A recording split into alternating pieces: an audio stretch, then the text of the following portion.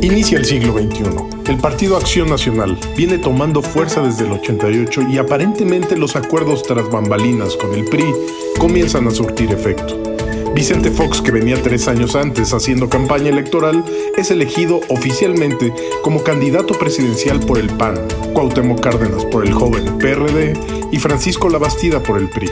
Así llegan las elecciones del año 2000. Capítulo 6. El voto del cambio.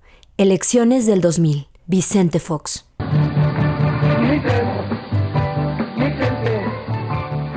Para entender estas elecciones hay que entender el hartazgo que vivía la población mexicana después de 71 años de un solo partido gobernando en el país, el PRI.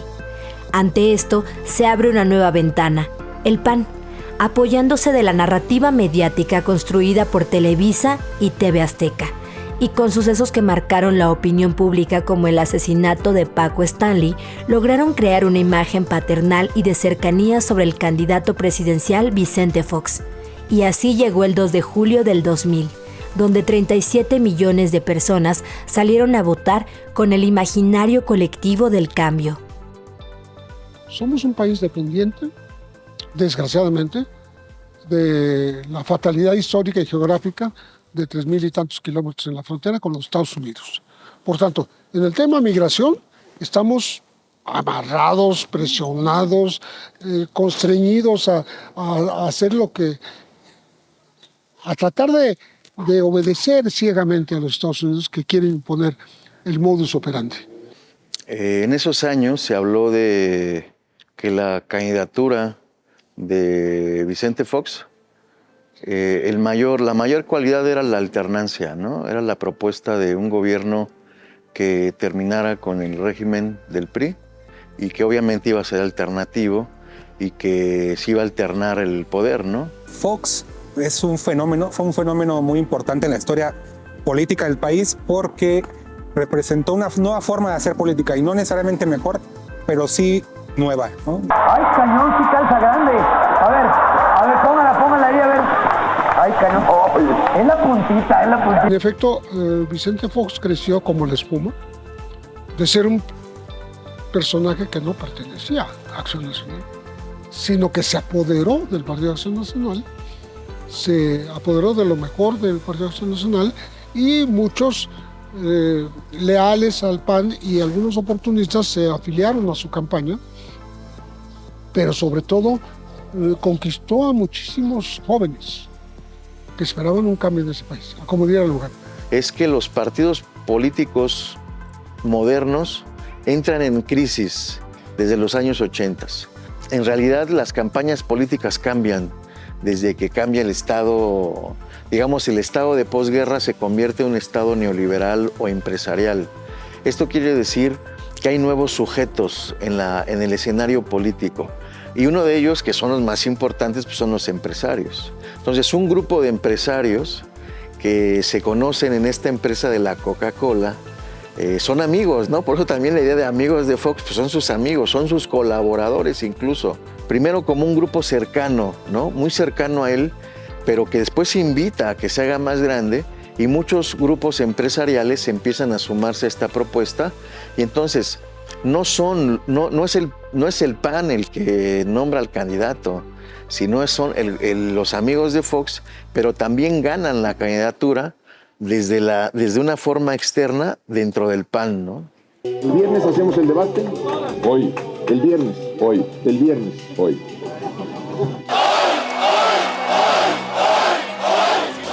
Fue parte de los que impulsó la reforma a la Constitución, artículo 82, para permitir que el presidente de México no necesariamente tuviera ambos padres mexicanos, ¿no? Sino que podía uno de ellos ser mexicano y el otro no, justo porque con perspectivas a esta candidatura que al fin y al cabo su madre es española, su padre con descendencia americana.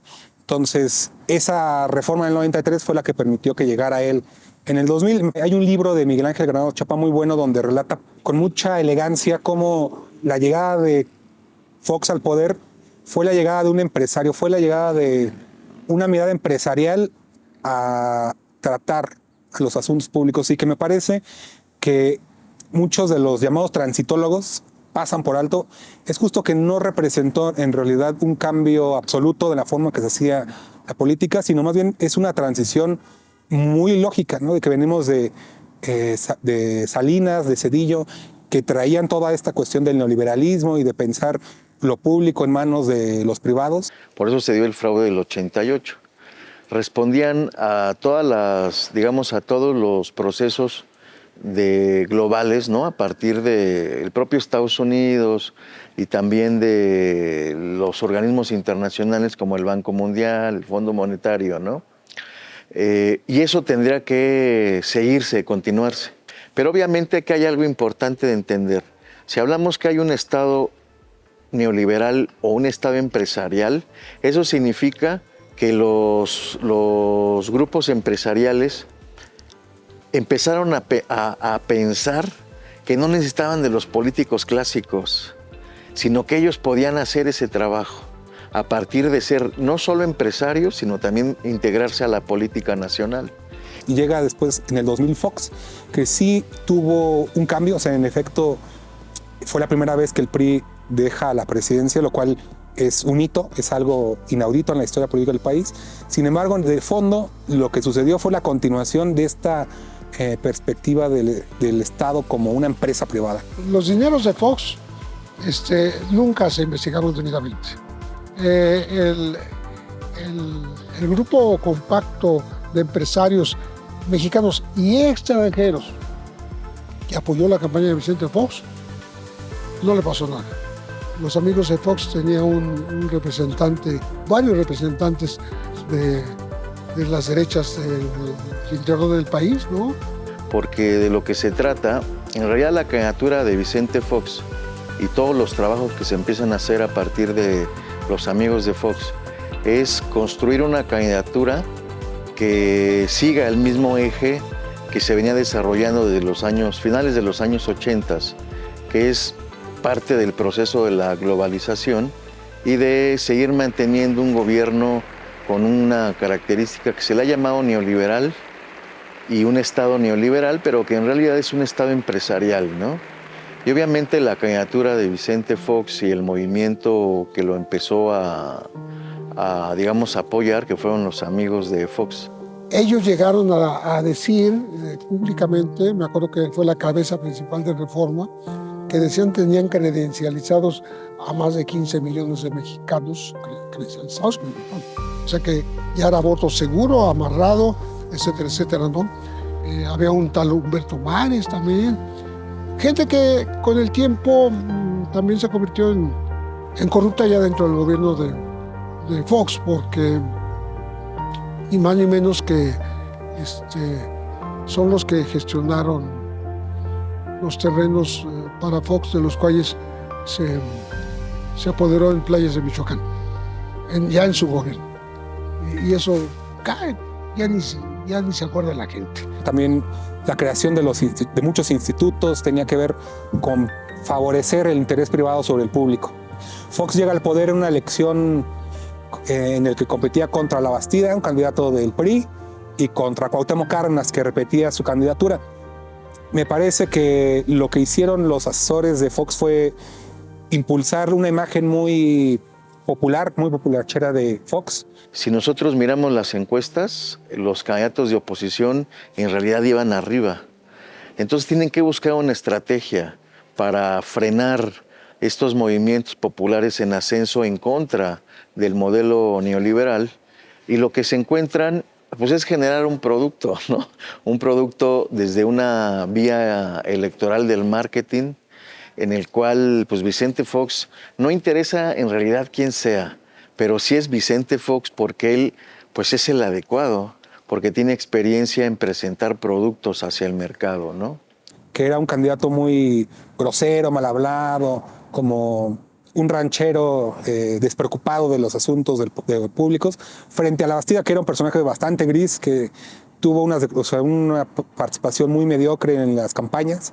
Cuauhtémoc Cárdenas, que sí era un líder de izquierda, sin embargo, igual era, me parece, su tercera ocasión donde se postulaba para la presidencia, igual con un discurso que no llegó del todo a hacer eco en la población, ¿no? Fox, sin embargo, se presentó como algo más popular, como un personaje amigable con el pueblo. Y en realidad de fondo era una estrategia de marketing. Inventan o crean el asunto del voto útil. El voto útil fue aquella idea en la cual estamos en contra del viejo régimen y el único que puede representar tanto el triunfo como un cambio significativo es Vicente Fox, no la oposición tradicional. Y ese es su error de origen. ¿Por qué? Porque en realidad, pues sí sacan al PRI del poder, pero es un PRI que ya no tiene mucha importancia, ¿no? Ya es un grupo de los neoliberales los que han gobernado desde los años 80. No hay alternancia en realidad, porque el gobierno de Vicente Fox responde a las mismas medidas neoliberales, ¿no?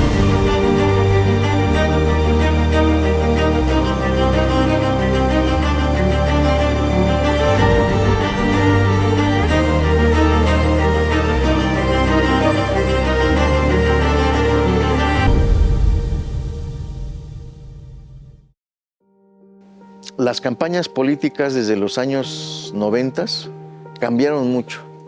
Ya no son las viejas campañas donde el candidato tenía que hacer una campaña de piso o de suelo, sino que fueron a partir de este marketing. Pero el marketing se expresa en la contratación de los medios de comunicación. Sean todavía tradicionales, o sea, de forma impresa, tenía todavía mucha aceptación la prensa escrita impresa, ¿no? Pero ya empiezan también las redes sociales y empiezan, por ejemplo, los medios de comunicación digitales. Cuando ya llega a la presidencia, en su equipo de comunicación social se dividía en dos, en los de marketing político y en los de comunicación social. Y el marketing político le permitía hacer este tipo de bromas como la lavadora de dos patas o el trabajo que ni siquiera los negros quieren hacer. No eran accidentes, sino era una cuestión estratégica para subir el rating, para estar en agenda. Porque no olvidemos que él competía agenda con el jefe de gobierno de ese momento, que era Andrés Manuel López Obrador, y que tenía su mañanera y que esa mañanera marcaba la agenda de las noticias. Entonces esta cuestión de marketing tenía mucho que ver con esta competencia de las agendas, que no la marcara ni el jefe de gobierno ni el cuarto poder, ¿no? Digamos, ni los medios de comunicación, sino intentar como permanecer en la agenda a través de estos chistes, ¿no? Entonces, ¿qué sucede en el gobierno de Fox? Los primeros años, o el primer año, segundo año del sexenio foxista, pues es pura desilusión, porque lo que van a aplicar son las medidas que se venían aplicando o que no se pudieron aplicar en los dos sexenios por lo menos pasados, ¿no? Después de un año de huelga, la UNAM logra que las cuotas que quería imponer el rector Barnes de Castro sean voluntarias. Se publica el primer ejemplar del periódico Milenio, creando una aparente alternativa en los medios.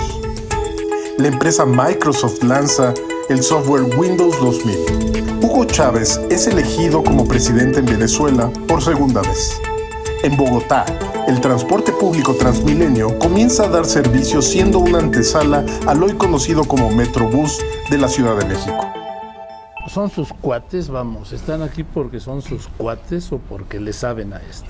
Son muchas caras nuevas que vinieron a través de este ejercicio que hicimos los últimos 4 meses. Entonces la relación de Fox con los medios de comunicación fue una relación principalmente pensada para boicotear a los movimientos de izquierda, tanto los movimientos de izquierda sociales, que emanados de los estudiantes, de los obreros, pero también de la izquierda partidista, ¿no? Representada principalmente por el PRD y en ese momento de la figura de López Obrador. Entonces todo lo que venía de Cuauhtémoc Cárdenas o de López Obrador era visto como pues lo peor, ¿no? Es que es una prensa mediática, o Foxilandia, como también se le llamó, ¿no? Esta idea de que todo está bien en el país, pero no hay una claridad material, social, en donde lo veamos.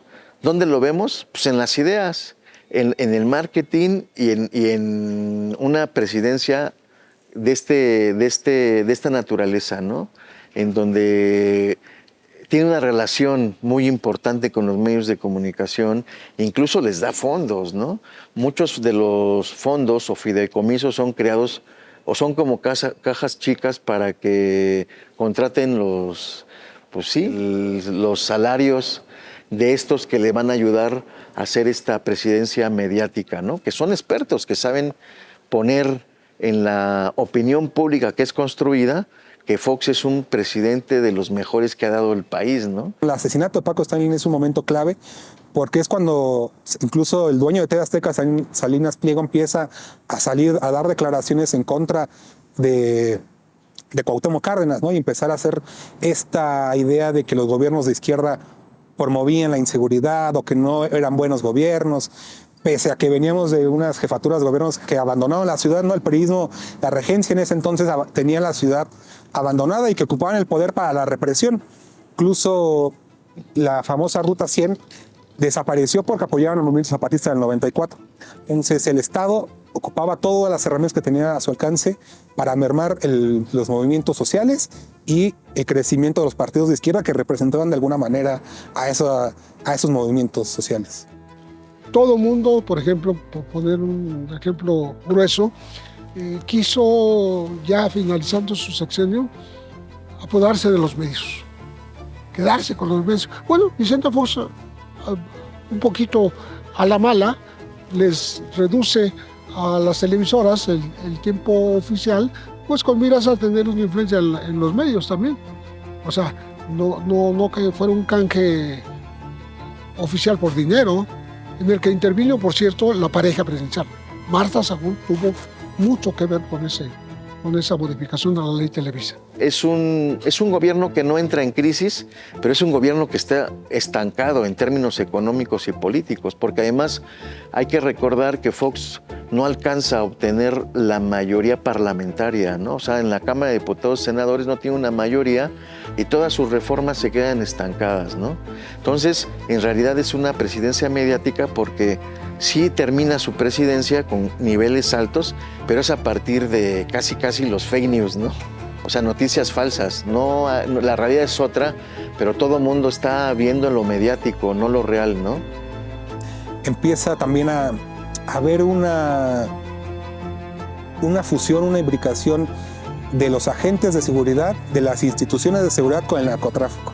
No veníamos el problema de la corrupción en México no es algo nuevo, es algo que se heredó desde el priismo y que Fox no tuvo ninguna intención de atacar. Me parece que esa cuestión de la corrupción es un elemento crucial, ¿no? Porque la corrupción no solamente fue el famoso Toallagate, ¿no? Donde Fox me parece que gastó alrededor de 10 millones de pesos en remodelar unas cabañitas que tenía en Los Pinos y que con una total, me parece una total irresponsabilidad utilizaba los recursos de la nación para frivolidades de ese tipo.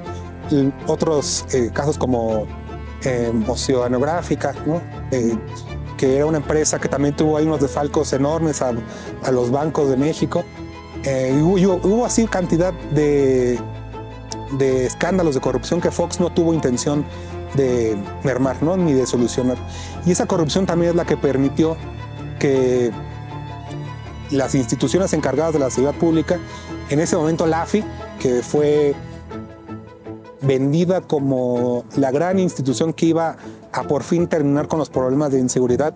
Recuerdo que había unos spots muy como pensados como de película, que parecía el SWAT de Estados Unidos, en el que con esta nueva agencia se iba a acabar con todos los problemas de inseguridad, y en realidad fue solo una estrategia. Otra vez estábamos pensando que el gobierno de Fox era una estrategia de marketing tras estrategia de marketing y nunca una solución de fondo a los problemas.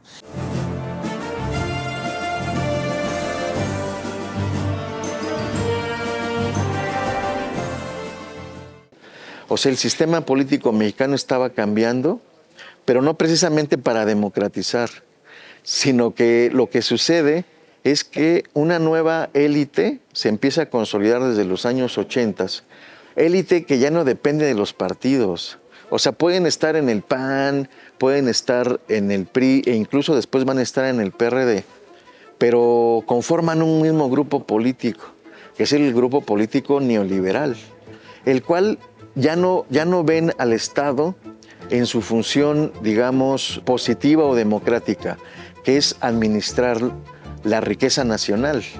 ¿no? A través de estructurar la economía, ¿no? A través de ofrecer, por ejemplo, educación, salud, vivienda, para que haya un equilibrio entre el capital y el trabajo. Esa ya no es la idea. El Estado empresarial o neoliberal en realidad se ve como un instrumento para hacer negocios. En el tema de las drogas es lo mismo, porque México con las décadas se ha convertido como una especie de la central de abastos de las drogas de los Estados Unidos, incluyendo ahora el fentanilo. Estamos hablando de la marihuana, de la heroína, de las metanfetaminas y también de la cocaína que viene de Sudamérica, que por fortuna no se produce en México, aquí no se cultiva. Pero toda la que pasa desde Colombia, Ecuador, Perú para Estados Unidos pasa por México, sea por vía terrestre, sea por vía marítima, las orillas, o también por sobrevuelos, ¿no? Y ahora nos agarraron de su cochinito por el fentanilo, ¿no? Por las sustancias estas terriblemente peligrosas para los adictos de Estados Unidos. O sea, ellos son los que tienen adictos, pero el problema parece que fuera nuestro, ¿no? Y eso es absurdo. El narcotráfico se vuelve una empresa mundial, que en realidad los estadounidenses la crean, ¿no? Metiéndose en Afganistán, por ejemplo, y sacando recursos para mantener su propio estado después del régimen de Ronald Reagan, por ejemplo. Entonces, no es que el narco se inicie a partir de ciertos sujetos, sino que el neoliberalismo y la globalización trae un tipo de narcotráfico que se vuelve un negocio internacional. Por lo tanto, es uno de los negocios que se van a hacer en México. Y lo que sucede particularmente en el sexenio de Fox es que el poder político y digamos también el núcleo policíaco y algunos núcleos militares se meten al negocio, porque es un negocio muy rentable, y empiezan a darle cobertura al narcotráfico. Me parece que hay una declaración muy importante de Calderón respecto a la relación con Fox. En un libro, Calderón declara que Fox le dijo que no se metiera con el narco, que le advirtió cuando llegó al poder que no se metiera con ese asunto, que lo dejara en manos de otros. O sea, me parece que es gravísimo que el presidente de la República esté dando el consejo a su sucesor diciendo que no se meta con uno de los problemas más importantes de ese momento. Y que va o sea, el problema del narcotráfico hay que entenderlo en su dimensión internacional, ¿no? Porque no es un problema que surja o que nazca de México, sino México en su papel como agente internacional, sobre todo con este Tratado de Libre Comercio, que aperturaba el comercio hacia el norte principalmente. Y justo fue en ese sexenio donde García Luna, hoy encarcelado por esta conexión con el narcotráfico, donde se favoreció a un grupo delictivo para operar abiertamente en el país, empezó su carrera, o no empezó su carrera la empezó en el CISEN durante Salinas, pero que durante el sexenio de Fox se robusteció, ¿no? Y fue donde obtuvo mayor poder y un mayor control y una mayor influencia sobre lo que pasaba. Entonces me parece que la imbricación del narcotráfico con las instituciones de seguridad pública del país empieza a tomar fuerza durante el sexenio de Fox, efectivamente.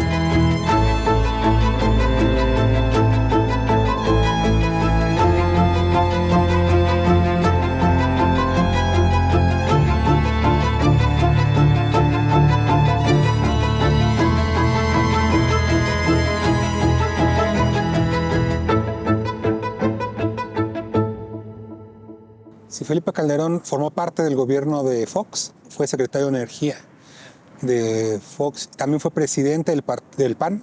Calderón tiene una formación totalmente panista, también posturas políticas muy encontradas con el propio Fox, ¿no? Forman parte, parece, grupos políticos distintos.